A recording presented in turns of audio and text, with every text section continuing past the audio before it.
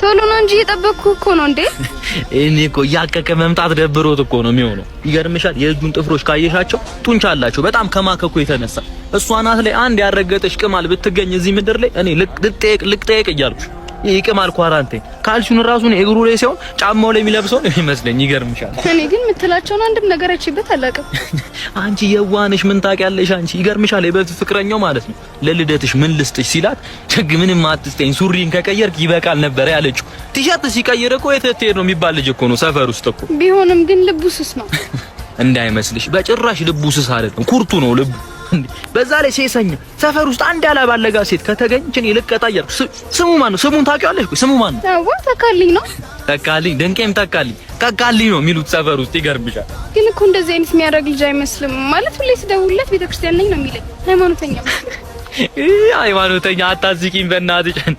ከተወለደ እኮ በህይወቱ አንዴ ነው ሄዶ እኮ ለክርስትና ማለት ነው። እኔ ግን ጾም ከሆነ አይደለም ልበላ ማለት ነው በቄራው ላላልፍ ምን ያህል ሃይማኖተኛ እንደሆንኩ እንግዲህ ማየት ትችያለሽ እንደፈለግሽ።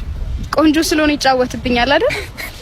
ቆንጆ ማሱ ነው ቆንጆ አንጂ የአምፖል ማቀፍ የመሰለ ልጅ ቆንጆ ሲያለሽ። እናቱ እኮ ልጅ እያለ ፀሐይ ልታመቆ ስትወጣ ፀሐይ ደንግጣ ትገባ ነበር። ከዚያ ያኔ ነው በኢትዮጵያ የፀሐይ ግርዶሽ ታየ የተባለው ለመጀመሪያ ጊዜ ማለት ነው። ልጅ ሆኖ ራሱ ማለት ነው አንድ ጎረቤት አልሳመው የሚባላ ልጅ እየተባለ እንዴ። እናትየው ራሱ የለመደችው ከክትባት በኋላ አይደለም።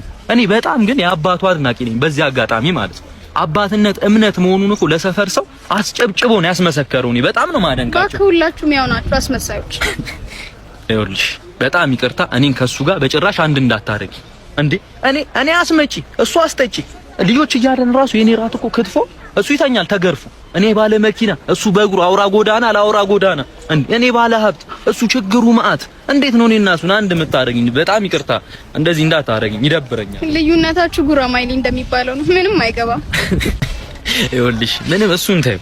እኔ እሱን ትናንትና ስጨብጠው የያዘኝ ጉንፋን ማለት ነው። እኔ አሁን አንቺን ሳቅፍሽ ነው የተሻለኝ። እውነቱን ስነግርሽ የኔ ጎፊ ልዋጥሽ እንደ እኔ ዝንጅብል ምንድን ነው ቢሸተኝ መጥቷል ማለት ነው። እንሂድ ቶሎ ነኝ። የት አለ?